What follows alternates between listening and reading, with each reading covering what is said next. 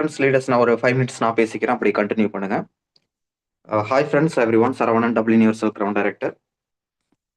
இப்ப இந்த mega Q&A ட்ரெய்னிங்ல நெறைய பேர் கொஸ்டின்ஸ் கேட்டுட்டு இருக்கிறீங்க. நான் இங்க வந்து ஒரே ஒரு கேட்டகரிய பத்தி மட்டும் பேசிக்கிறேன். வெஸ்டேஜ்ல வந்து அக்ரி அப்படின்னு சொல்லிட்டு ஒரு கேட்டகரியில அக்ரி ஃபெர்டிலைசர்லாம் வந்து வெஸ்டேஜ் கம்பெனி வந்து குடுக்குறாங்க. எல்லாமே நேச்சுரல் இயற்கை முறையால வந்து தயாரிச்ச அ ஃபெர்டிலைசர் வந்து வெஸ்டேஜ் கம்பெனி குடுக்குறாங்க. ஏன்னா வெஸ்டேஜ்ல வந்து நெறைய கேட்டகரியில ப்ராடக்ட் இருக்கு. ஹெல்த் சப்ளிமெண்ட், ஹோம் கேரு, டென்டல் கேரு அந்த மாரி வந்து நெறையா வந்து ப்ராடக்ட்ஸ் கேட்டகரியில வந்து அக்ரி அப்படின்னு சொல்லிட்டு ஒரு கேட்டகரியிலயும், அக்ரி விவசாயத்துக்கு பயன்படுத்தக்கூடிய உரங்கள் வந்து குடுக்குறாங்க. உங்க எல்லாருக்குமே தெரியும்.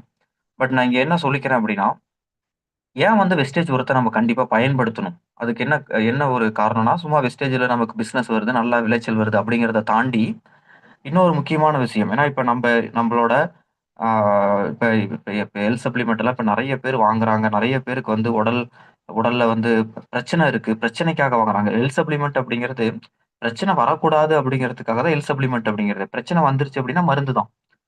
மருந்துக்கு தான் போவாங்க. ஆனா இப்ப வந்து பிரச்சனை இருக்கிறவங்களும் ஹெல்த் சப்ளிமெண்ட் சாப்பிடலாம். பிரச்சனை இல்லாதவங்களும் வராம இருக்கிறதுக்கு ஹெல்த் சப்ளிமெண்ட் சாப்பிடலாம்.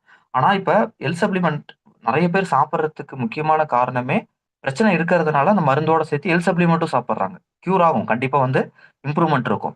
பட் ஆனா ஹெல்த் சப்ளிமெண்ட் அப்படிங்கிறது நேச்சுரலா அ அ கொண்டு வந்தது என்னன்னா, நான் நோய் வருமுன் காக்கிறதுக்கு தான் கொண்டு வந்தாங்க.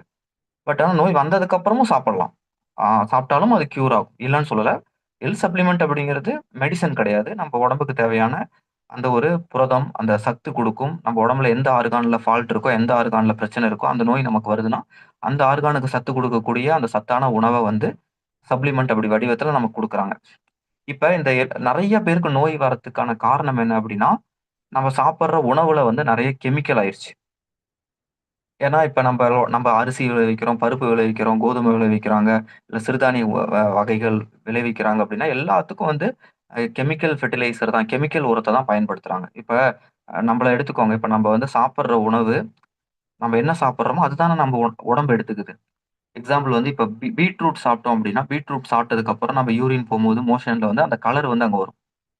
ஓகே. என்ன சாப்பிடுறோமோ, அது வந்து அங்க ரிஃப்ளெக்ட் ஆகும். நம்ம உடம்பு அது இழுத்து, அதுதான் வெளிய தள்ளும். அது மாரி, இப்ப நம்ம வந்து ஒரு பயிர் விளைவிக்கிறோம் அப்படின்னா, அதுக்கு என்ன தண்ணி ஊத்துறோம், என்ன குடுக்குறோமோ, அதுதான் அதுல வந்து உறிஞ்சு அங்க வந்து அந்த தானியமாவும், விதையாவும், அங்க வந்து பயிராவும் வந்து வளர்ந்து நிக்கிது. அப்ப அந்த நம்ம குடுக்கக்கூடிய அந்த இது வந்து கெமிக்கலா இருந்ததுன்னா, அதுல விளைஞ்சு வரக்கூடிய ஒவ்வொரு நெற்பயிரும், மணியுமே வந்து கெமிக்கல் தான் உள்ள இருக்கும். கெமிக்கல் தான் அதுக்குள்ள இருக்கும். ஏன்னா வந்து ஒரு 50, 100 வருஷத்துக்கு முன்னாடி எந்த ஃபெர்டிலைசர்ங்க இருந்தது? எந்த கெமிக்கல் இருந்தது? எந்த கெமிக்கல் கம்பெனி இருந்துச்சு? இப்ப 2,00,000 ஆ கெமிக்கல்ஸ் இருக்கு.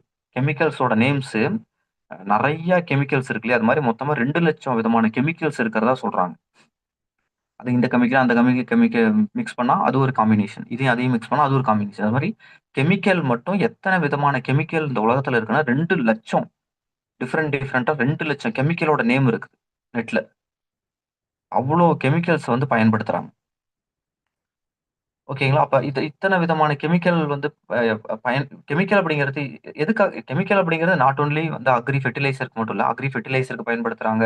ஒரு ஒரு துணியில வந்து சாயம் ஓட்டுறதுக்கு பயன்படுத்துறாங்க. பிரிண்டிங்க்கு பயன்படுத்துறாங்க. அது மாரி இந்த கெமிக்கல் அப்படிங்கிற அந்த ஃபார்முலா வந்து 2,00,000 டிஃபரெண்ட் இருக்காமா.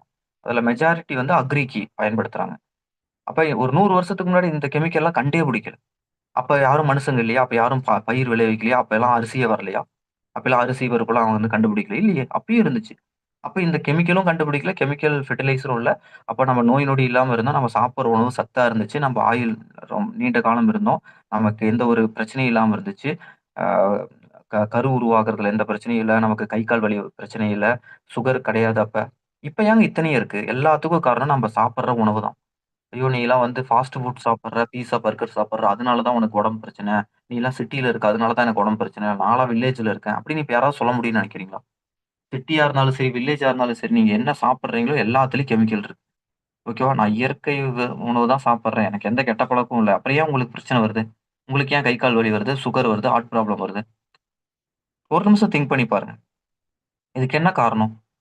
இது எல்லாத்துக்கும் காரணம் இயற்கை அ விவசாயத்த நம்ம புறந்தள்ளிட்டு, நம்ம வந்து ஈல்டுக்காக, மகசூலுக்காக செயற்கை விவசாயத்த ஒருத்தர் நிலத்துல கொட்டி, கொட்டி, கொட்டி, கொட்டி அ பயிர்கள், விளைச்சல் எல்லாத்தையும் நம்ம வந்து அ வந்து என்ன சொல்றதுன்னா, அந்த கெமிக்கல் ஆக்கி வச்சிருக்கோம். இப்ப இத மாத்தணுங்க. ஓகேவா? இது வந்து இப்ப கவர்மெண்ட்டே வந்து இதுக்குள்ள வந்துட்டாங்க. ஓகேவா? இப்ப எல்லா மக்களுக்கும் இப்ப தான் அவேர்னஸ் வருது. ஏன்னா ஃபர்ஸ்ட்டு இது மாறும்போது இயற்கையில இருந்து செயற்கையா மாறும்போது, ஆ எல்லாரும் ரொம்ப இப்போ நெறைய பயிர் வருது, நெறைய இது வருது அப்படின்னு சொல்லி, இப்ப எல்லாருக்கும் பேக் ஃபயர் ஆயி எல்லாருக்கும் பிரச்சனைய பார்த்து, இப்போ கொஞ்சம் கொஞ்சமா வந்து பாருங்க ஃபெர்டிலைசர்ல ஏகப்பட்ட ரெஸ்ட்ரிக்ஷன் கொண்டு வந்துட்டாங்க. ஏகப்பட்ட இது செக் பண்றாங்க. அதுக்குன்னு நெறைய வந்து என்ஜினியர்ஸ் இருக்காங்க. அத வந்து அது என்னென்னமோ இனிமேல் வரப்போகுது. இன்னும் நெறைய வந்து ஃபியூச்சர்ல வரப்போகுது. கெமிக்கல் உரத்த பயன்படுத்தினா அப்படின்னு கவர்மெண்ட்டே இதுக்கப்புறம் வந்து நெறைய சொல்லப் போறாங்க. எதுக்காகன்னா, ஏன்னா பிரச்சனை வந்துட்டு இருக்கு. எல்லாரும் இது பண்ணிட்டு இருக்காங்க. அப்ப இது வந்து நம்ப முயற்சி எடுத்தா தானே அது மாறும். ஓகேவா? கெமிக்கல் உரத்த வந்து புறந்தள்ளிட்டு, நம்ம செயற்கை உரத்த பயன்படுத்தி விளைச்சல் எடுக்கும்போது, அத நம்ம சாப்பிடும்போது, நமக்கு வந்து நோய் நொடி குறையும். நமக்கு அடுத்த ஜெனரேஷனுக்கு வந்து நம்ம ஒரு நல்ல ஒரு ஹெல்த்தியான ஒரு லைஃப் ஹெல்த்தியான ஒரு ஜெனரேஷன நம்ம உருவாக்க முடியும். இப்ப பாருங்க நமக்கே இப்படி இருக்கு. ஓகேவா? 5,00,00,000 5,00,000,000,00,000 வருஷமா மனிதர்கள் உலகத்துல இருக்காங்க. ஆனா கடந்த 100 வருஷத்துல இந்த மனிதர்களோட சரித்திரத்தவே, அவங்களோட ஜெனரேஷனவே, அவங்களோட ஜெனடிக்கவே நம்ம மாத்திட்டோம். அப்ப இன்னும் ஃபியூச்சர்ல போம்போது ஓகேவா? அப்ப நம்ப வந்து முயற்சி பண்ணுவோம். நம்மள சுத்தி இருக்கக்கூடிய விவசாயிகள் எல்லாத்தையும் முயற்சி பண்ணுவாங்க. நான் ஒருத்தன் அ கெ செயற்கை உரம் பயன்படுத்தினா, நாடு மாறிடுமா? இதெல்லாம் மாறிடுமா? அப்படின்னா, அ அப்படின்னு நெனச்சு நம்பளும் வந்து கெமிக்கல் பயன்படுத்துறதுல எந்த ஒரு பிரயோஜனமும் இல்ல. ஓகேவா?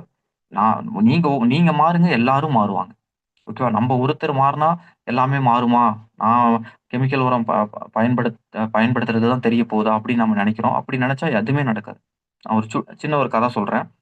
ஒரு அரசர் வந்து அ நாட்ல வந்துட்டு எல்லாத்துட்டயும் வரி வாங்கணும்னு சொல்லிட்டு, அப்பல்லாம் அரசர் காலத்துலலாம் வந்து பணம் அதெல்லாம் கிடையாது இல்லையா? வரிங்கிறது தானியத்த வாங்குவாங்க, பால் வாங்குவாங்க. அந்த மாரி வந்து பால் எல்லாரும் காலையில வந்து ஒரு 1/2 லிட்டர் பால் வந்து ஊத்தணும். ஏர்லி மார்னிங் வந்து 4 மணிக்கு ஊத்தணும் அப்படின்னு சொல்லிட்டு ஒரு பெரிய அந்த வாளி, அந்த ஒரு பெரிய ஒரு என்ன சொல்றது? ஒரு பாத்திரத்த வச்சர்றாரு. எல்லா விவசாயிகளும் வந்து நான் அப்ப விவசாயம் மட்டும் தானே. வரிங்கிறதே விவசாயம் தான் தொழிலு.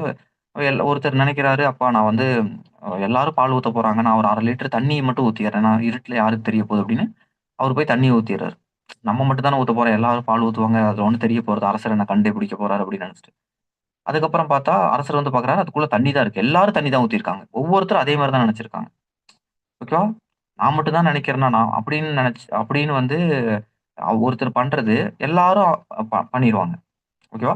நான் ஒருத்தர் பண்றதுனால என்ன விளைவு ஏற்பட போகுதுன்னு நம்ம நெனச்சோம்னா, அது வந்து எந்த ஒரு இதுவும் கிடையாது. நம்ப மாறுனா தான் எல்லாமே மாறும். நம்மள மாரி தான் இங்க எல்லாருமே நெனைக்கிறாங்க. நீங்க மாறுங்க, எல்லாமே மாறும்.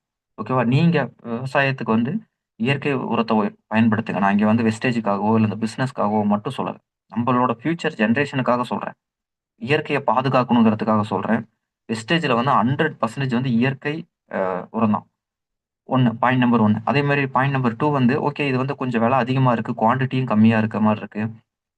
கெமிக்கல் உரம்னா மூட்டை மூட்டையா தராங்க. அதே மாரி விலையும் கம்மி. பட் இது விலையும் அதிகமா இருக்கே அப்படின்னு ஒரு சிலர் யோசிப்பாங்க. இப்ப நீங்க கெமிக்கல் உரத்த பயன்படுத்தி எக்ஸாம்பிளுக்கு ஒரு ரூ. 50,000 நீங்க வந்து ஈல்டு பார்க்குறீங்க. வித்தீங்கன்னா ஒரு ரூ. 50,000 கிடைக்குது அப்படின்னா, வெஸ்டேஜோட நீங்க வந்து உரத்த வாங்கி பயன்படுத்துறீங்க. உங்களுக்கு வந்து உரத்துல வந்து அங்க வாங்குறதுக்கு பதிலா இங்க வாங்குனீங்கன்னா ஒரு 2,000, ரூ. 5,000 அதிகமாகுது. வாங்கி பயன்படுத்துனதுக்கு அப்புறம் ஈல்டு வந்து பார்த்தீங்கன்னா, உங்களுக்கு அதிகமா வரும். அங்க 50,000க்கு வித்தது இங்க 75,000க்கு விக்கலாம். ரூ. 1,00,000 கூட விக்கலாம். அப்ப இங்க உரத்துக்கு சேர்த்தி போடுற காச விட 4 மடங்கு, 5 மடங்கு வந்து ஈல்டுல சேர்த்தி உங்களுக்கு வரப்போகுது. காசு இங்க செலவு பண்றோமேன்னு மட்டும் பார்க்குறீங்களா? அங்க அங்க விளைவும் வருது. ஓகேவா? அதுவும் வருது.